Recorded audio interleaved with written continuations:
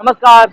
आप देख रहे हैं जैसे मैं उस वक्त राजधानी लखनऊ के इको गार्डन पार्क के पास। हम आपको बताते हैं दिल्ली में किसानों के द्वारा आंदोलन किया गया, उनकी मांगे मांग ली गई और लखनऊ में भी ट्रक ड्राइवरों का भी हड़ताल की गई, उनकी 4 दिन से पहले ही मांगे मांग ली गई। यहाँ पे आप देख सकते हैं 69,000 शिक्षक भर्ती धरना प्रदर्शन कर रहे हैं। 606 दिन हो गए, मतलब 2 साल करीब। आइए हम बात करते हैं और बात जानते हैं कि इनकी क्यों अभी तक नियुक्ति नहीं हुई। सर क्या नाम है आपका? मेरा नाम वीर है, मैं प्रयागराज से हूँ।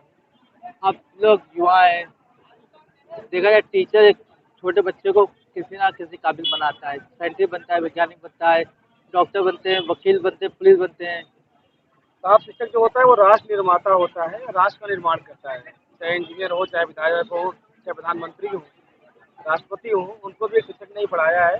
और हमारा कार्य तो शिक्षा देना ही है लोगों को। शिक्षा लेना और देना शिक्षक का धर्म होता है।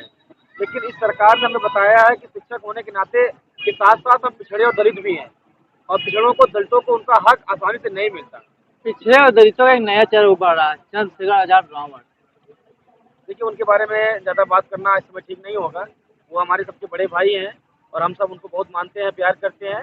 और वो हमारी पीड़ा को, उन्होंने जो उनकी सीमाएँ हैं, हर हर मंच से उन्होंने उठाया है। इवन वो हमारे बीच भी रहे हैं। उन्होंने कई रातें गुजारी हैं हमारे साथ, और जितने करीब से उन्होंने हमारे इस संघर्ष को देखा है, शायद किसी ने देखा होगा। तो वो हमारे साथ रहे हैं, उन्होंने हमारी आवाज़ उठाई है। जब भी ज़रूरत पड़ी है वो हमारे साथ खड़े रहे हैं। तो हम तो बहुत सम्मान और प्यार करते हैं बड़े भाई को, और वो जहाँ भी रहे उनका भविष्य उज्ज्वल रहो, ऐसी हमारी मनोकामना है। सरकार कहती है हर साल युवा को 2 करोड़ युवा को रोजगार दिया जा रहा है। आज आप लोग धरना कर रहे हैं। अगर हर साल 2 करोड़ रोजगार दिया जा रहा है युवाओं को, तो हम लोगों को तो पकड़ पकड़ कर तो रोजगार मिल गया होता है। फिर हम कौन लोग हैं? या हम युवा नहीं हैं, या हम योग्य नहीं हैं? सरकार के जो मानक है उसको क्वालिफाई किया है, हमारा चयन हुआ है बेसिक में, उसके बाद यहाँ पर बैठे हुए हैं। और सरकार अगर युवाओं को रोजगार दे रही है तो हम बूढ़े तो है नहीं, हम भी युवा ही हैं। तो रोजगार हमें क्यों नहीं मिल रहा है? आप चयन हुआ, परीक्षाएं दी होंगी, जी चयन जी हो गया। अभी यूपी स्टेट का जी। एग्जाम हुआ है, अभी रिजल्ट आया नहीं। इसमें भी कई पास होंगे बच्चे, उनको भी क्या ऐसी स्थिति देखने को मिलेंगी आगे आने देखिए वाले सर, भविष्य के लिए? एक प्रॉपर चैनल होता है, हाई स्कूल, इंटर, ग्रेजुएशन, उसके बाद बीएड या बीटीसी, उसके बाद टेट और सुपर टेट। तो हमने high school, inter, graduation, BEd, TET और सुपर टेट सब क्वालिफाई किया है। मैं 4 बार टेट क्वालिफाई हूँ और 3 बार बीटेट, और मैं नर्सी भी हूँ, मास्टर ऑफ साइंस। तो वो जो चैनल होता है उसको पार करने के बाद, बेसिक में चयन होने के बाद यहाँ पर बैठे हुए हैं। ये दुर्भाग्य है हमारा। अगर हम कम पढ़े लिखे होते, हमारी योग्यता कम होती, शायद अपने आप पे शक करते हैं कि अगर यार हम भी पढ़े होते, हम भी योग्य होते, तो आज नौकरी में होते। जो एक बेसिक योग्यता होती है उससे अधिक पढ़े लिखे हैं। हमारा चयन हुआ है, मुख्यमंत्री जी ने हमारा चयन किया है बेसिक में। आज 2 साल हो गए। 5 जनवरी 2022 को हमारी लिस्ट आई थी, फरवरी 2024 चल रहा है। 2 साल से ज़्यादा का समय हो गया है और हमें नियुक्ति नहीं मिल पाई। 2 साल मतलब हाई स्कूल इंटर देखा जाए 2 साल में कंप्लीट हो जाता है, हो जाता है। फिर भी सरकार कहती है कि काम करते हैं युवा, युवा के साथ में रहते हैं, सबका साथ सबका विकास करते हैं।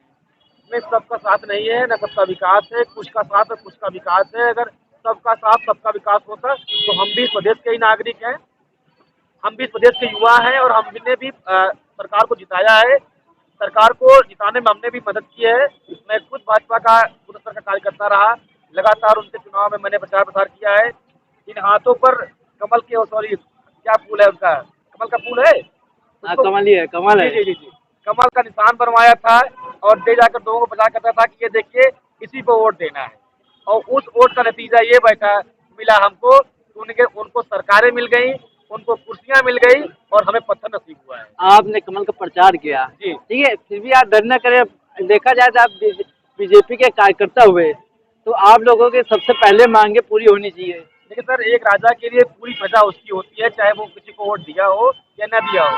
हमारे प्रदेश के मुखिया है माननीय योगी जी, तो हमने वोट किया हो ना किया हो, डजंट मैटर, ये मैटर नहीं करता है। हम इस प्रदेश में रहते हैं तो हम उनके ही प्रजा हैं, उनके ही लोकतांत्रिक व्यक्ति हैं, और उनके ही नागरिक हैं। तो हमारे सबके बारे में उनका ख्याल रखना, हमारे हितों की रक्षा करना, हमारा सम्मान और हमारा अधिकार न छीनने पाए, इस बात का ख्याल रखना हमारे माननीय मुख्यमंत्री जी को हमेशा ध्यान में रखना चाहिए। देखा जाए जो ये अम्बेडकर पार्क और इको गार्डन पार्क बनी है, भाजपा के शासन में 125 करोड़ की बनाई गई थी और राम मंदिर 125 करोड़ से ज़्यादा का हो गया। और यहाँ तो आप आते हैं 20 पे 10 पे टिकट होगा, राम मंदिर जाते किराया लगता है, दर्शन करते हैं उसमें तो सबसे ज़्यादा किराया खर्चा होगा। देखिए साहब, युवाओं को सच्चाई है, जो पढ़ने लिखने वाले युवा हैं उनको मंदिरों से कोई लाभ नहीं है। मैं सम्मान करता हूँ, भगवान राम का आदर्श हैं वो समाज के लिए, लेकिन हमारे लिए राम आदर्श हो सकते हैं, भगवान नहीं हो सकते। मंदिर हमारे लिए एक आस्था का विषय हो सकती है, लेकिन रोजगार का विषय नहीं हो सकती है।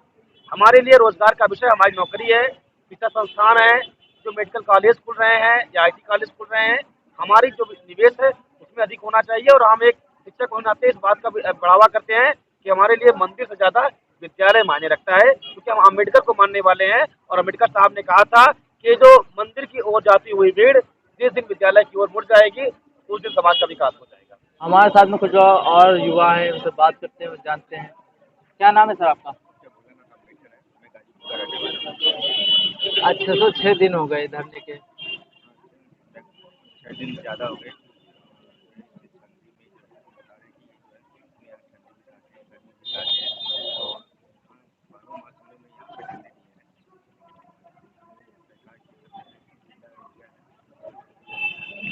परिवार वाले भी चिंता करते हैं कि 2 साल होने वाले हैं, बच्चे अभी घर नहीं आए हैं।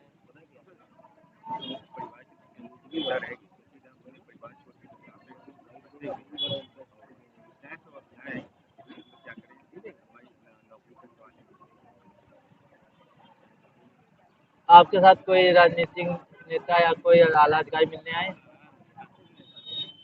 विरोधी पार्टियां आई हैं, बाकी लोग तो कोई नहीं आए हैं।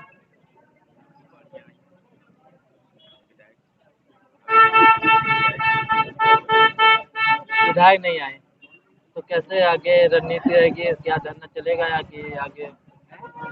चलेगी जब तक हमारी मांगे नहीं पूरी जाएंगी। क्या नाम है सर आपका? कुमार नाम है, मैं सुल्तानपुर जिले से आया हूँ। सुल्तानपुर जिले से आए हैं, बहुत दूर देखा जाएगा, हिसाब से दूर है। आप लोग यहाँ आए हैं, रहना खाना पीना कैसे क्या होता है? सर, रहना खाना सोना सब कुछ अपने ऊपर डिपेंड होता है। यहाँ 10-10, 20-20 रुपये लगा के हम लोग चंदा लगा के किसी तरीके से शाही बना पाते हैं। शायरी से ज़्यादा हमारी कैपेसिटी नहीं होती है, जो हम पिछड़े दलित समाज से हैं। हम गरीब खानदान से आते हैं, हम गरीब कुल से आते हैं, हम किसान परिवार से आते हैं।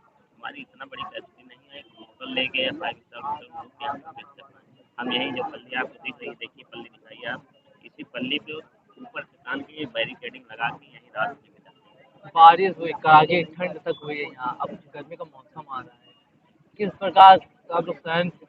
सर, ऐसा कोई मौसम ना बचा हो, 6 से 6 दिन में जो मौसम का सामना मुझे न करना पड़ा हो, प्रकृति का ऐसा कोई दंड ना हो जिसको हमने न झेला है। गर्मी बीत गई, बरसात बीत गई, ठंड बीतने वाली है, ठंड भी हम लोग यहाँ पे झेल चुके हैं, अब फिर से गर्मी आ गई। ठंड भी हम लोग इसी पतले पतले कम्बलों में यहाँ बिताया है। इसी तरीके से कितना रात भर हम लोग सो नहीं पाते थे, जब ठंड लगती है तो आदमी नींद नहीं आती। हम लोग नींद को त्याग दिया था, नींद आती ही नहीं थी दूर तक। दिन में किसी तरीके से धूप में बैठ कर अपनी नींद को पूरा करते थे। इसी तरीके से हम जिंदगी कट रही है पिछले 6 दिन से। यही हम लोग इस इंतजाम है। माननीय मुख्यमंत्री जी, बेसिक शिक्षा विभाग के अधिकारी, हमारे शिक्षा मंत्री माननीय संदीप सिंह जी हमारे साथ अब न्याय कर देंगे। हम लोग अपने सब घर चले जाएंगे, अपना परिवार, अपना देश, अपना गाँव, अपना एक मान सम्मान की जिंदगी जीएंगे। देखा जाए माननीय योगी जी के द्वारा जनता दरबार लगाया जाता है, आप लोग गए भी होंगे। सर, जनता दरबार में गए हैं, उनके यहाँ उनके आवास हम लोग गए हैं, शांतिपूर्वक मांग लेकर माननीय मुख्यमंत्री जी या माननीय मंत्री जी, जितने भी लखनऊ के मंत्री हैं, सबके दरवाजे पर हम लोग जाने का काम किए हैं। लेकिन वहाँ से केवल हमें आश्वासन मिला है, आश्वासन के साथ साथ मुझे लाठियाँ मिली। इसके सिवा हमको आज तक कुछ नहीं मिला है, बस मिला है थोड़ा आश्वासन और लाठी। युवाओं को लाठियाँ दी जा रही जी। है, रोजगार किसे दिया जा रहा है? रोजगार सर यही है, आप देख सकते हैं, रोजगार के लिए हम चयनित शिक्षक हैं, 6800 हैं। चयन हमारा हो चुका है, केवल हमारा नियुक्ति पत्र बचा है, जो कि नियुक्ति पत्र आज तक 6 से 6 दिन हो गया, अभी तक नहीं मिल पाया है। यही उत्तर प्रदेश सरकार की, माननीय योगी सरकार की यही रोजगार पॉलिसी है। क्या आपकी योगी जी से मुलाकात हुई है?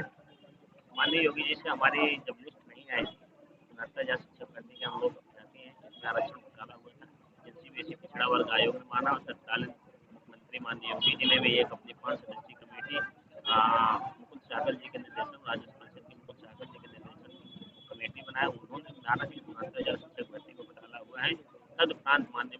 23 दिसंबर 2021 को हमसे मुलाकात करते हैं और अपने बेसिक विभाग के मंत्री को, बेसिक विभाग के अधिकारियों को ये आदेश देते हैं कि इनकी नियुक्ति जल्द से जल्द की जाए। उसका बेसिक शिक्षा विभाग माननीय शिक्षा मंत्री, उसमें तत्कालीन शिक्षा मंत्री सुधीर द्विवेदी से शेड्यूल तय करते हैं। 30 जनवरी की आपको लिस्ट आएगी, 5 जनवरी की आपकी काउंसलिंग होगी, लेकिन अधिकारियों की लेट लतीफ़ी के कारण हमारी लिस्ट 5 जनवरी 2022 को दी जाती है और 8 जनवरी को आचार संहिता लग जाती है, जिससे हमारी नियुक्ति पत्र नहीं मिल पाता है और आज तक हम नियुक्ति पत्र के इंतजार में यहाँ बैठे हैं शांतिपूर्वक। 2022 आप बता रहे, 2024 चलने लगा है, चलने क्या लगा, दूसरा महीना चल रहा है। योगी योगी आदित्यनाथ जी का अगर कहते कि नियुक्ति पत्र बंटना है, मिनिमम 1 या दिन या 2 दिन, कम से कम 1 महीना रख लीजिए आप। अब 2 साल हो रहा है करने का, क्या अधिकारियों की बात नहीं सुन रहे हैं?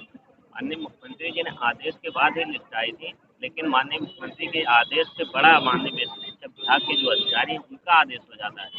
वो नहीं माननीय मुख्यमंत्री जी को बातों को मानना चाहते हैं, वो नहीं माननीय मुख्यमंत्री जी के आदेशों का पालन करना चाहते हैं, वो नहीं चाहते हैं माननीय मुख्यमंत्री की छवि उत्तर प्रदेश में एक अच्छे मुख्यमंत्री के रूप में जाए।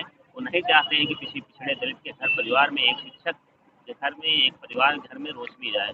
वो नहीं मानते माननीय मुख्यमंत्री का आदेश, जिसके कारण हमको 6 दिन से यहाँ बैठना पड़ रहा है। आप बताएं, आदेश नहीं मानते? बिल्कुल नहीं मानते। अगर मान रहे होते तो हमारे नियुक्ति पत्र आपका कब का दे दिए होते।